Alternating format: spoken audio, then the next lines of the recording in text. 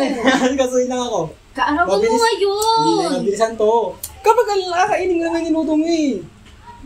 Lalamig yun eh. Saan ka na naman ba pupunta? Anong oras ka uuwi? Doon lang ako sa kabilang kanto. May kukunin lang ako. Babalik ako. Kakain natin itong niluto mo. Sigurado. Mabilis lang. Promise. Sige. Mabilis lang. Promise. Kakainin ka mamaya ah. Kakainin ka. Baka di mo ko tiran. Nako, lalamig na nga. Kakainin ko yan ha. Babalik ako. Umuwi ka kaagad na maaga. Sinasabi ko sa'yo.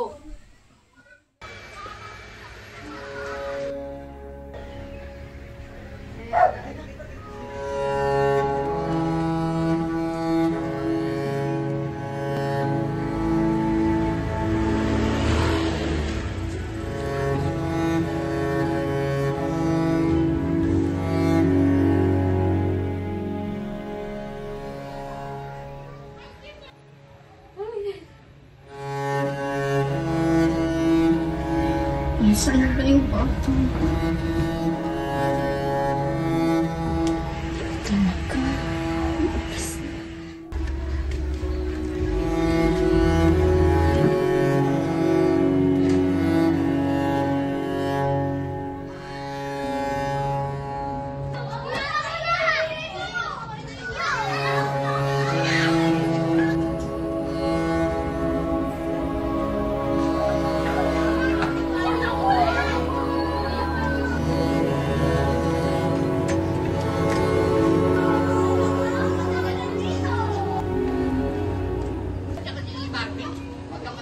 Dito ba?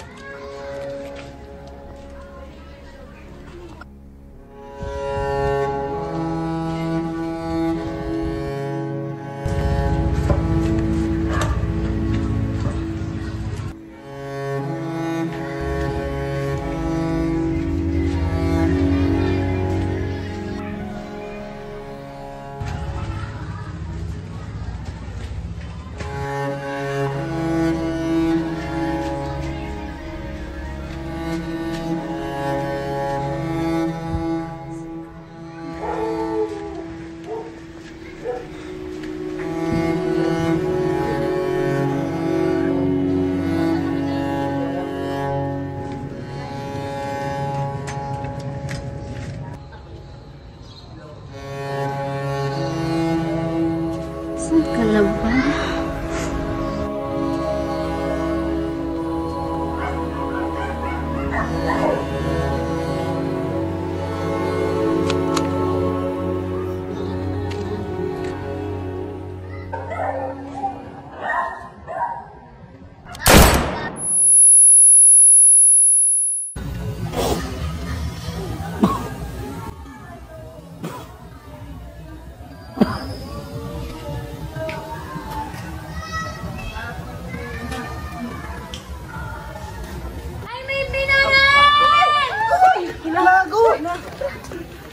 Hala, sino siya? Sino ba to? Nangyari dyan? Pagi sa atin.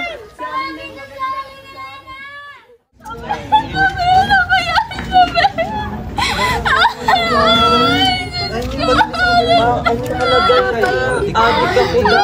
Adik ba? Hindi ka ba naman? Bakit mo kasi napakabayaan yung nanan?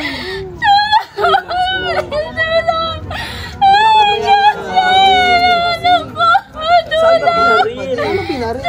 Baka dyan. Ilan pa yung balang? Tumawin na kayo ng muna siya. Tumawin na kayo. Sakay tawag na kayo ng limisan nyo na.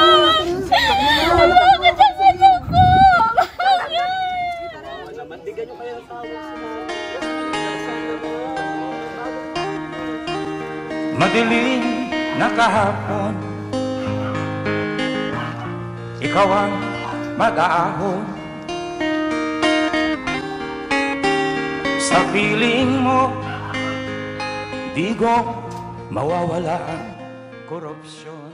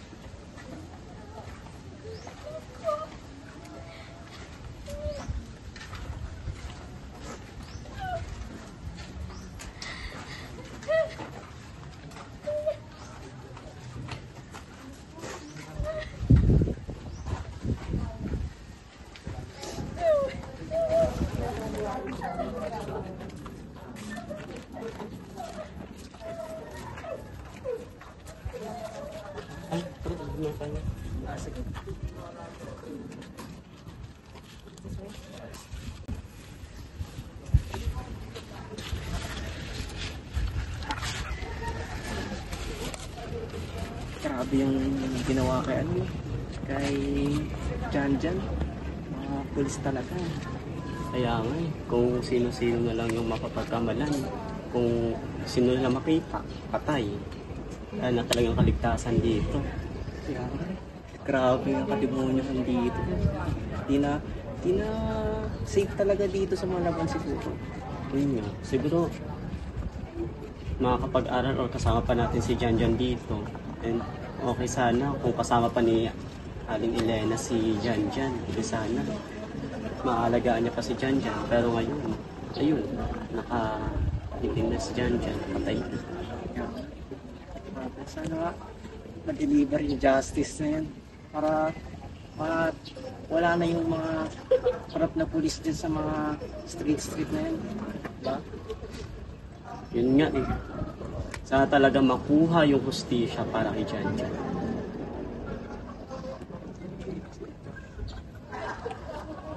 Tara na. Tara.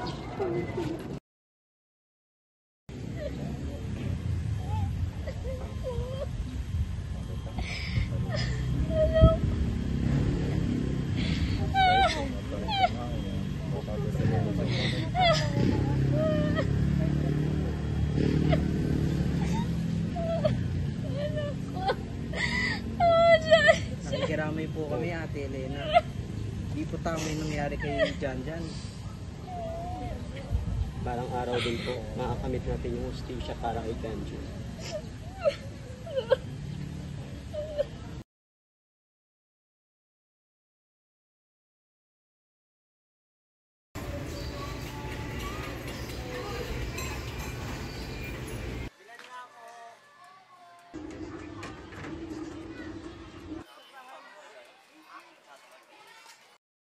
O ito, yung kain dalawa. Yung tao bilang yung tropa niya. Ano bang Nestor, huwag po kayo magbiro ng ganyan, no? Baka mamaya yung mga tao po dito, maniwala po talaga na adi kami dito.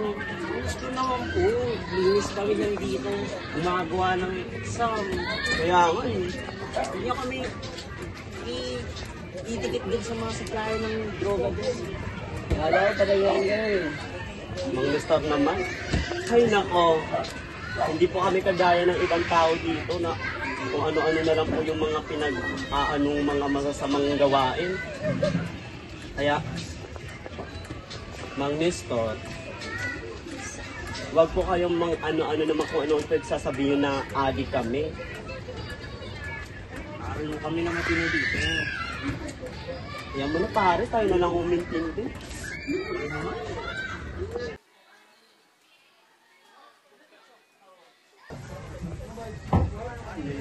Sabi nga ni Mang Nestor. Kaibigan ni Janjan. Mukhang pala talaga silang adik ko. Lalo na yung naka-brown. Ano pala naman? Oo nga yun.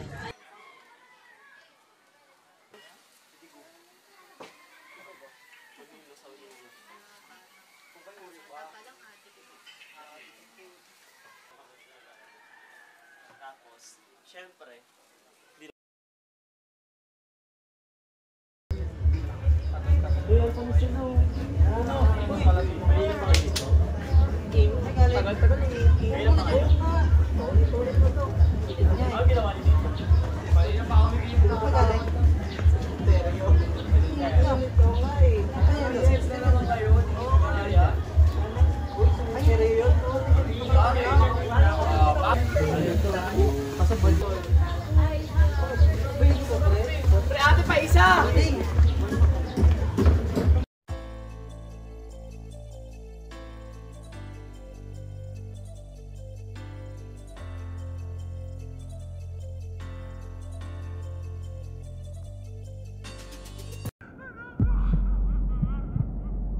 gusto ko na tayo magbagong buhay kasi lumalaki na yung mga anak ko. Namang nakaputi, pwede ka pang lumingon. Nung tinda mo sa'yong munting kariton, bibig ko'y tikom lang, itay lalago. Basta may libreng tikim sa iyong nilalako. Sabi ko noon kaya ko na pong mag-isa. Sa pagbabalik ko ultimo sa mga ngipin ko'y walang natira. Sa kada pagbigay ko nagtatanong sa sarili ng maiba. Paano kung maaga ko napag-asahan ng aking mabatong lapida. Kaya kahit matay dilat, hirap nang alamin kung kaninong bunggo yung kaharap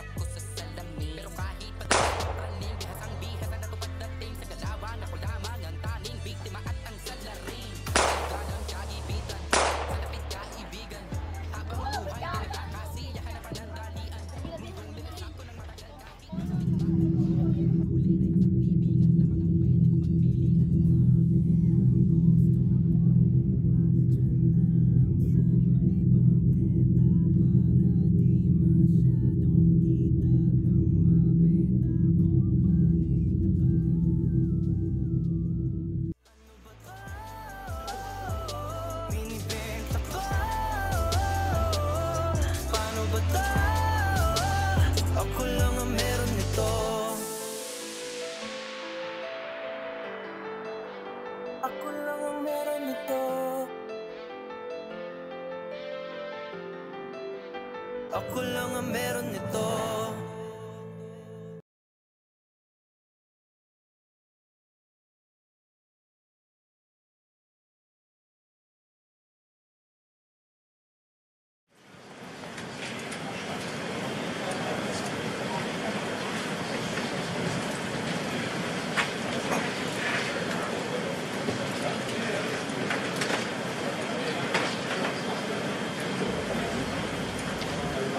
Maya, mukhang pagod ka na naman. Halos araw-araw ka na kasi nasa kalsada eh. Ayos lang ako ate. Kung ikukumpara mo yung mga hirap na nararanasan ng pamilya ng biktima, mas madali itong ginagawa natin sa kalsada para bigyan sila ng boses. Sa bagay, pag naririnig ko ngayong mga nangyayari sa pamilya, parang lalo kong gustong bumoses. Uy Maya, kamusta na pala yung pagpunta sa mama ni John?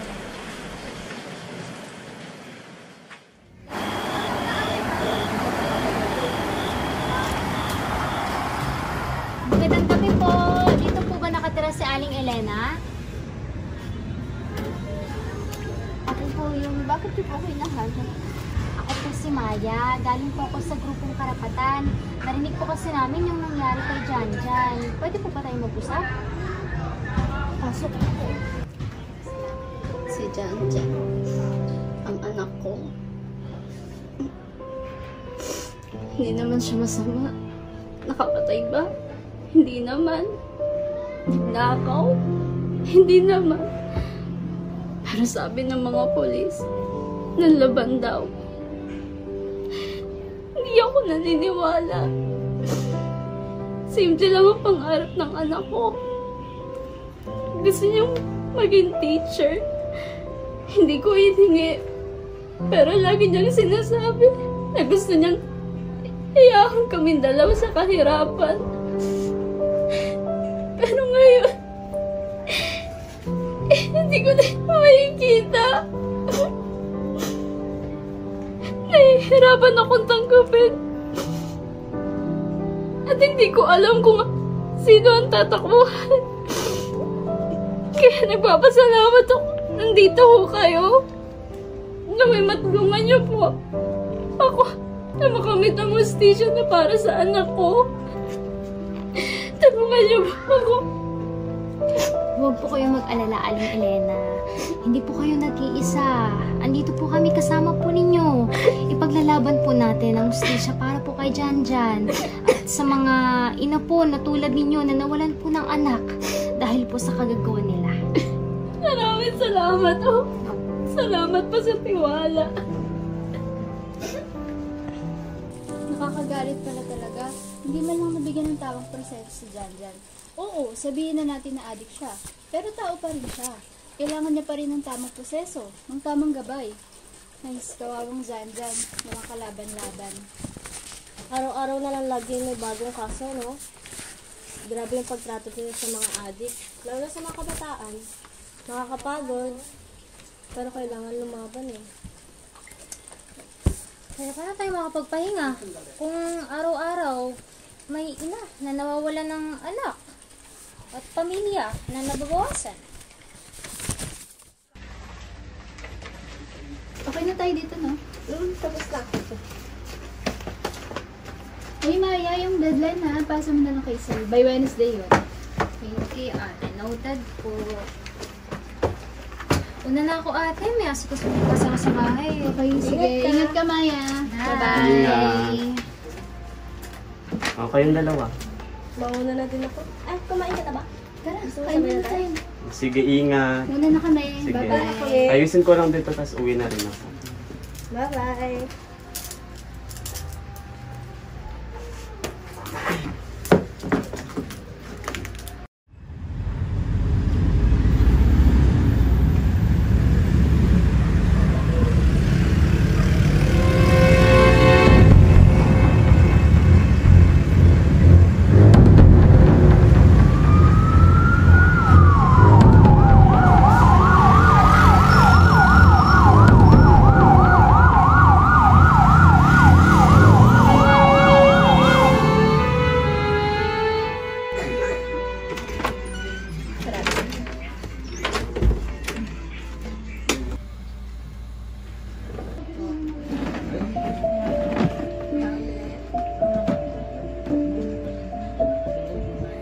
Kapag ang isang ina ay naulila, ang kanyang luha ay hindi lang pagdadalamhati.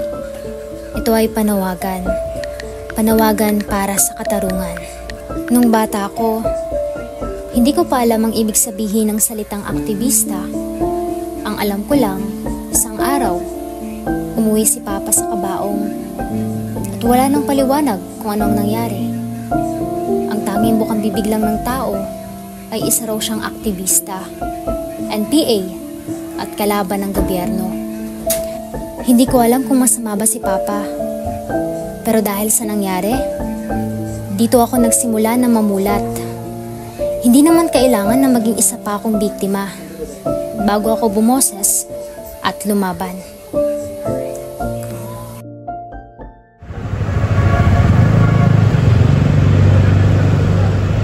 Walang nandaman pa ang kailangan mamatay para tayo'y magising! Walang nandaman pa! Ang anak ni Aling Elena, si Janjan, ay hindi kriminal. Siya'y isang anak, isang pangarap, at isang buhay na ninakaw. Hustisya! Hustisya! Hustisya! Hindi sila istatistika. Sila'y pangalan. Sila'y alaala. At ngayon, sila ang dahilan kung bakit tayo narito. Hustisya! Hustisya! Hustisya! Bilang isang anak ng pinaslang, naiintindihan ko ang sakit. At bilang anak ng bayan, tungkulin kong maging boses ng mga hindi na makapagsalita. Hustisya! Hustisya! Hustisya! Hindi ito problema ng iilan. Problema ito ang nating mga Pilipino. Hindi makatarungan ang mga pagpatay. Ilang tao pa ba ang tatanggalan ng buhay at karapatan? Kaya patuloy nating isisigaw, Hustisya! Hustisya! Hustisya! Hustisya! Hustisya! Hustisya! Hustisya! Hustisya! Maya, salamat ulit ha. Pinapasabi na iba kong kaanak na napakalaki mong parte para bigyan kami ng boses. Maraming salamat din sa inyo. Kung hindi dahil sa inyo, wala kami. Oy, di ka na ako ha. Sige. Aling Elena! Maya! Maraming salamat. Maraming salamat. Binigyan tinig mo ulit ang anak ko. Buhay po si Janjan sa bawat hakbang natin. Tuloy ang laban, Nay. Salamat. Simula bata pa lang ako, pinangarap ko ng maging isang tagapagtanggol. Ang magliligtas ng tao ay isa sa mga gusto kong gawin. Pero simula nung nawala si Papa, hindi ko alam paano magsisimula. Akala ko ay huminto na ang mundo ko. Kung akala man nila doon nagtatapos ang laban ni Papa at ng mga taong pinasnang nila, ako naman ang magtutuloy nito. Kung hindi kaya makapagsalita ng mga pinatay nila, patuloy ako nagbibigay ng boses para sa mga taong yumaon. Hindi natatapos ang laban sa pagkawala. Doon pa lang ito nagsisimula. Nakita na ho natin, puro na lang mga miyembro ng political dynasty, mga kinatawan ng mayayaman ng kapangyarihan. This time po, subukan naman natin ang isang tao, subok na ang pagkikipaglaban para sa interes ng masang Pilipino. Dedikasyon niyo po para sa inyo. Peso na si dating Pangulong Rodrigo Duterte ngayong Martes ng umaga dahil sa mga krimen laban sa sangkatauhan o crime against humanity. Dumating si Duterte sa Maynila mula Hong Kong sakay ng isang Tang ina sa wakas. Pasistang rehimin, huwagin